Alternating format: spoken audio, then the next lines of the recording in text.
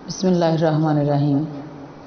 हज़रत अब्दुल्ला बिन मसूद से मरवी है कि एक शख्स ने रसूलुल्लाह सल्लल्लाहु अलैहि वसल्लम की खिदमत में हाज़िर होकर अर्ज़ किया कि या रसूलल्लाह, इस शख्स के बारे में क्या इरशाद है जो किसी कौम यानी कि जमात से मोहब्बत तो रखता हो लेकिन इन जैसे अमाल करके इनका साथी नहीं बन सका।